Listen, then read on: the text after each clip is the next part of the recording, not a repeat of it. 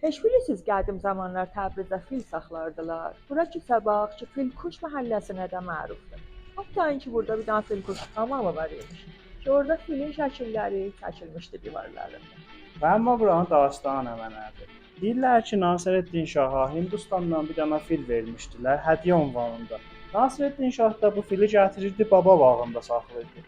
Bir gün fili götürüb və gətirib Səbağın bağlarında dolanmağına, burada cəmaət yığışıblar, filin gözünə bir ağac soxub və fil kor olub. Sonra ufunət edibdi və fil ölübdü. Ondan sonra bu məhəlləyə Filkuş da deyirlər. Əlbəttə bu rivayət və dastandır ki, kitablarda yazılıbdır. Kütəbağ qədim əyyamdan qanalıq və çoxlu bağ-bahata sahib idi və adını da bundan ilham aldı.